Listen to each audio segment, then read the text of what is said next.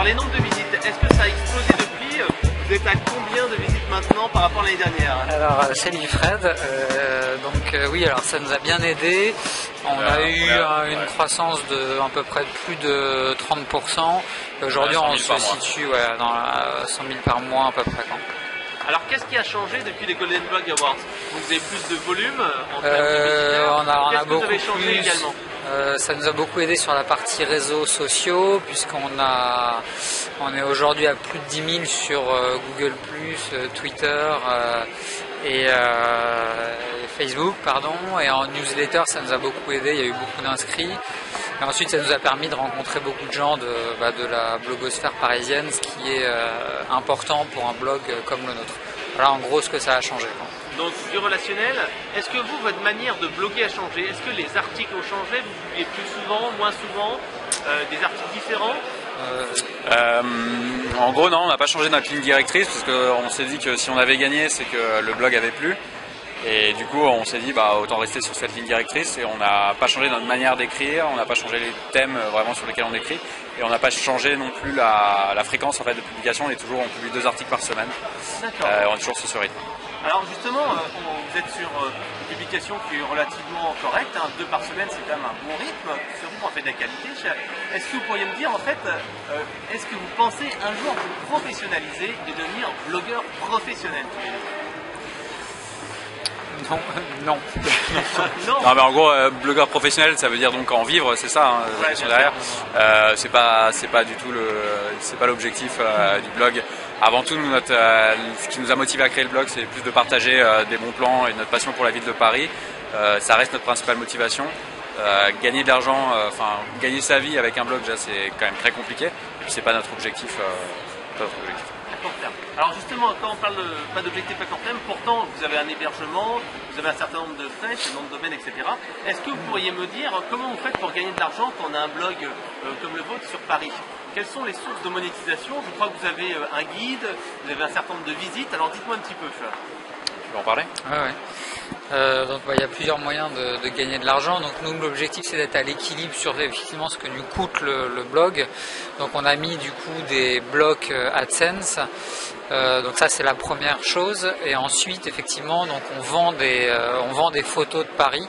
On travaille avec beaucoup de photographes aujourd'hui qui font des photos vraiment exceptionnelles de Paris et du coup on les propose à la vente. Donc on fait ce genre de entre guillemets services mais qui sont vraiment en ligne avec un Paris et deux le blog. C'est-à-dire qu'on va pas s'amuser à vendre des mugs et des casquettes Paris Zigzag.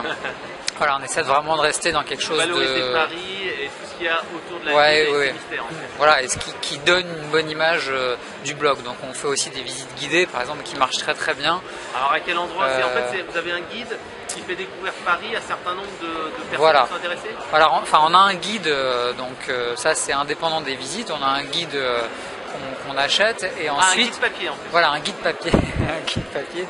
Et on propose aujourd'hui 4 visites de Paris, donc Saint-Germain, Le Marais, Montmartre et l'île de la Cité de nuit.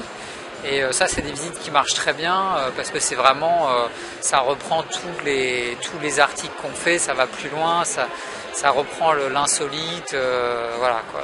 Vraiment c'est ça qu'on essaie de faire et je pense que c'est vraiment en ligne avec le blog quoi.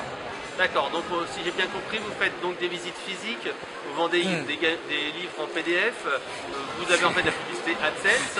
Quels sont les prochains projets que vous avez? Quels sont les prochains chantiers pour Paris Zigzag pour cette année à venir, l'année 2013? Alors, qu'est-ce que nous réserve l'année 2013? Rien de confidentiel j'espère? Non, rien de confidentiel, mais on cherche, nous ce qu'on aime bien aussi, dans l'idée de proposer des choses physiques, c'est que c'est le prolongement du blog, c'est-à-dire que c'est bien de lire des articles, de recevoir des tweets, etc. Mais rien ne remplacera jamais un moment convivial, passer avec des vrais gens qui nous lisent. Et puis pareil pour les gens qui lisent, c'est bien aussi de rencontrer d'autres personnes qui cherchent à en savoir plus sur Paris, et d'avoir des gens capables de leur répondre. Et du coup on réfléchit à monter d'autres choses, des visites, enfin des balades, mais sur d'autres angles, par exemple autour de l'œnologie.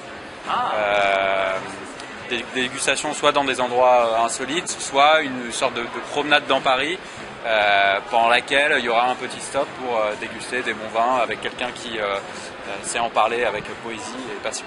Alors j'espère que ça ne sera pas en voiture ou en vélo parce que c'est interdit, hein, bien entendu, ça sera à pied Évidemment. ou en transport. Ce sera à pied, oui, tout à fait. Le but c'est même pas de transport, c'est à pied dans deux, trois quartiers dans la ville. Ouais. Donc essayer de mettre un petit peu de réel dans un blog très virtuel, dans un monde virtuel, c'est ça? Voilà, c'est ça. Pourquoi pas aussi essayer d'organiser pas des soirées, mais des rencontres en fait avec entre lecteurs, etc.